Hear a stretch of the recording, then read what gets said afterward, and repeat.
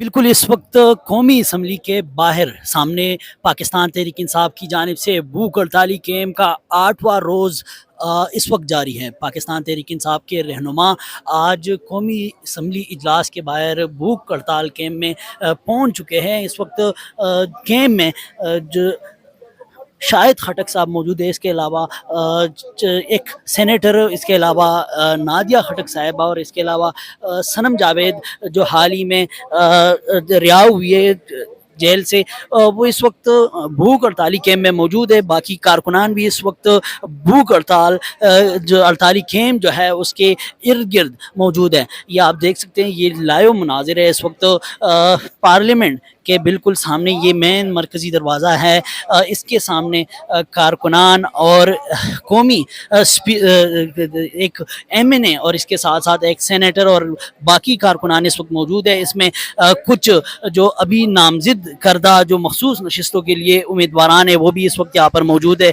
बाकी जो एमएनए साहिबान है जो सुबह इजलास में शामिल थे, शिरकत करने आए थे, पहुँचे थे, वो इस वक्त असम्बली से अभी निकल कर यहाँ से चले गए। इस वक्त ये मनाजिर है, आप देख सकते हैं।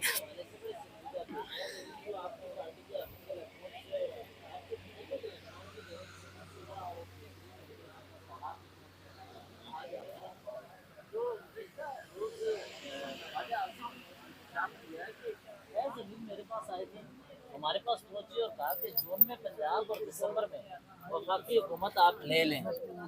तो हम इस इमरान खान से यानी उनसे तंग आ चुके हैं। तो आपके लिए फिर कैसे मसीहा था? क्या कोई डबल गेम चल रही थी? हो क्या रहा था ये सारा? जी देखिए, एज अ इंस्टीट्यूशन हमने आर्मी के साथ जो इमरान खान साहब ने जो हमारे दौरे हुकूमत में दी, सबसे बेहतरीन वर्किंग रिलेशनशिप रही। जब इमरान खान साहब और ये जो आर्मी की जो हमारी लीडरशिप थी उस टाइम हमने मुल्क की बेहतरी के लिए मिल के बड़ा काम किया, बड़ा किरदार अदा किया। इनका तो वितरा ही है, जो भी एक्स होता है परवेज मुशर्रफ के साथी थे, परवेज मुशर्रफ के अगेंस्ट हो गए, जियाउल हक के साथी थे, जियाउल हक के अगेंस्ट हो गए, बाजवा के साथी थे, बाजवा के अगेंस्ट हो गए। और जब ये भी एक्स हो जाए जो इस टाइम हमारी अस्करी क्यादत है, तो ये उन लोगों के भी खिलाफ हो जाएंगे। तो ये इसका मतलब है सच नहीं कह रहे क्या उनके खिलाफ पार्टी हुई है? वो खुद नहीं गए थे जब जब जब आपके? जब ये सिटिंग थे तो आप ख्वाज आसिफ के स्टेटमेंट उठा के देख ले कि जनरल बाजवा जब हमारे पास आया हमें क्या ऑफर लेके दी, हमें क्या क्या उसने डील कराई, नवाज शरीफ को वो बाहर ले जाने में उसने किरदार अदा किया। इधर रिजीम चेंज में जनरल बाजवा ने हमें फैसिलिटेट किया, जनरल बाजवा ही हमारे पास आया हुकूमत देने के लिए। तो जब जब सिटिंग होते हैं तो ये उनके टांगे पकड़ते हैं, जब वो रिटायर्ड होते हैं तो फिर उनके गले में हाथ डालते हैं। ये अस्करी हमारी क्यादत जब रिटायर्ड हो जाएगी तो फिर उसके बाद आप भी इधर होंगे और अल्लाह करे हम भी इधर, फिर यही सवाल आप रिपीट करेंगे और फिर मैं आपको जवाब दूंगा। अच्छा, इसके अलावा पावर सेक्टर और वजीर आजम ने कहा है कि एफबीआर को अगर सेट ना किया गया तो मुल्क डूब जाएगा। तो कंपैरिजन आपकी हुकूमत में और इस दौरान क्या है दोनों के दरमियान, पावर सेक्टर के मामले पर और आईएफबीआर के मामले पर? आप टैक्स कलेक्शन में भी इस तरह कामयाब नहीं जी हुए। देखिए, पावर सेक्टर की अगर आप बात कर रहे हैं, सर्कुलर डेट जब हमारी गवर्नमेंट आ रही थी तो मेरे ख्याल में उस टाइम सर्कुलर डेट जो था वो 72 बिलियन का था, कुछ लगभग ऐसा। जब हमारी गवर्नमेंट आ रही थी उसके बाद हम सर्कुलर डेट नीचे लेके आए। नंबर 2, आईपीपीज के जो इन्होंने मुआहदे किए थे हमने वो रिवाइज कराए, हमने दोस्त ममालिक के साथ बातचीत की, हमने उनको लॉक कराया। जो इजाफी बोझ पाकिस्तानी कौम के ऊपर आ रहा था हमारी ही गवर्नमेंट में हमने उन आईपीपीज को रिवाइज कराया, पाकिस्तानी कौम से बोझ कम किया। जो हमारे दौरे हुकूमत में हमारे 3-4 जो हमने आईपीपीज के वायदे किए, शराजी आप ऐसा करें कि आप उनकी तफसीलात लाएं, कौम के सामने रखें। जो इन्होंने 2002 या 90s में या 2008 में 7 में जो मुआहदे उन्होंने तब किए या 2013 से 18 तक जो उन्होंने आईपीपीज को मुआहदे किए, आप वो उठा के देख लें और फिर 2018 से 2021-22 तक जो हमने किए कौम के सामने लाएं, आपको पता चल जाएगा। तो जो आईपीपीज के हमने मुआहदे किए उन मुआहदे की वजह से कौम के ऊपर कितना बोझ आया और इनके मुआहदे करने से कौम के ऊपर कितना बोझ आया। 2200 अरब रुपए हम इस टाइम आवाम के चमड़ी से वो दे रहे हैं और आईपीपीज में दे रहे हैं। फायदा क्या? कुछ भी नहीं। सिस्टम सपोर्ट नहीं कर रहा। पावर सेक्टर जो है आपके लाइन लॉसेस इतने 42% आपके लाइन लॉसेस है इस टाइम। इन्होंने हाइड्रो के ऊपर काम नहीं किया। इमरान खान के दौरे हुकूमत में हमने 12 डैमों के ऊपर काम शुरू किया, बादशाह डैम शुरू किया, मोमन डैम शुरू किया, दिया मीर बादशाह डैम शुरू किया। इस तरह जितने भी, जिससे पावर सेक्टर में जो हाइड्रो की जो बिजली जो सस्ती बनती है, हमने उसके ऊपर काम किया। इन्होंने क्यों नहीं किया अपने दौरे हुकूमत पे? जब नहीं किया तो ये आईपीपीज लेके आए, और जो आईपीपीज लेके आया, जिसने आईपीपीज इस मुल्क के ऊपर मुसलत की, वो सारे के सारे गद्दार हैं। इन्होंने गद्दारी की, अपने कमिश्नरों के लिए ये चीजें की हैं। अच्छा, इसी तनाज़र में अगर ये गद्दार हैं तो सवाल पैदा होता है, आपके वज़ीर आज़म ने एक काबीना में फैसला किया 190 मिलियन का जिससे ताल्लुक़ है मलक फ़याज़ से, उस मामले को लेकर काबीना के फैसले को लेकर केस चला और केस चल रहा है अभी।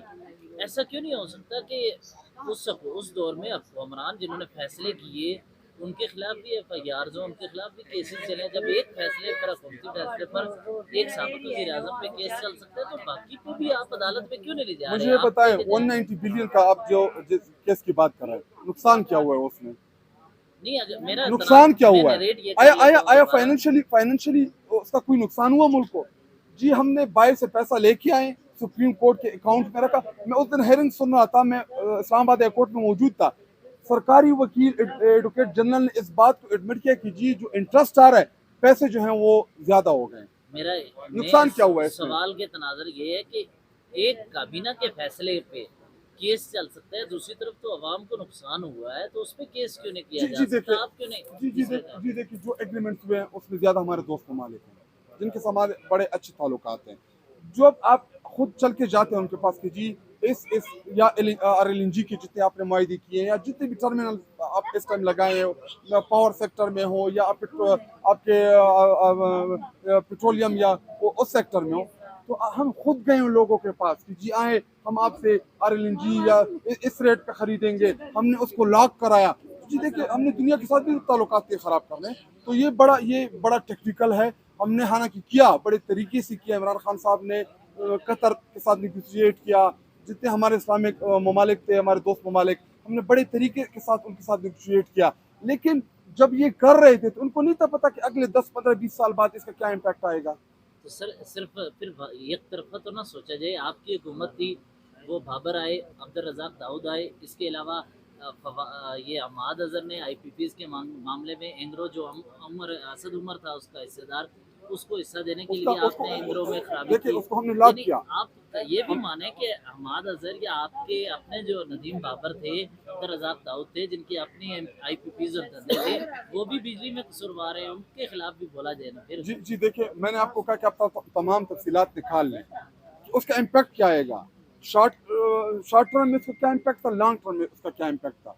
जी हाँ, जिस टाइम ये लोग मुआहदे कर रहे थे उस टाइम आरएलएनजी कोई खरीदने के लिए तैयार ही नहीं था। इन्होंने महंगो दामों खरीदे और ये कहा कि अगर कल को ये 1 रुपए का भी हो, हम आपसे 120 रुपए के खरीद रहे हैं। क्या जरूरत है ऐसा मुआहदे करने की?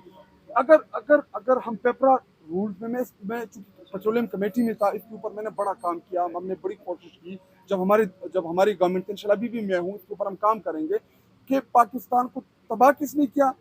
ये रूल्स, पेपरा रूल्स है, 40 दिन में आपने टेंडर प्रोसेस करना है, 40 दिन बाद आपने फिर खरीदारी करनी है, बिड आता है। उधर 1 रुपए की चीज होती है, आज हमें 1 रुपए की मिलती है, 40 दिन उसको हम गैप देते हैं, वो रेट बढ़ा देते हैं, हमें वो महंगी खरीदनी पड़ती है। तो इन चीजों के ऊपर जो हमने निगोशिएट किया था, हमने चीजें लॉक कर दी थी कि अगर आज 1 रुपए की चीज है तो अगले 40 दिन बाद भी आप हमें 1 रुपए की वही चीज देंगे। लेकिन हुआ क्या आईपीपीज में कि आज 1 रुपए की चीज हमने 120 रुपए में खरीद थी। तो उसका इम्पैक्ट क्या रहा कि हम 22 अरब रुपए अवाम के टैक्स के पैसे जो है उन आईपीपीज की मद में वापस कर रहे हैं ममालिक को। तो ये देखिए, ये हमारा मुल्क है, हमें इधर ही रहना है। 70 के बाद, अयूब खान के बाद इस मुल्क में किसी ने डैम नहीं बनाया, हाइड्रो के ऊपर किसी ने काम नहीं किया। एक दौरे हुकूमत में काम हुआ वो इमरान खान का था। आपको पता है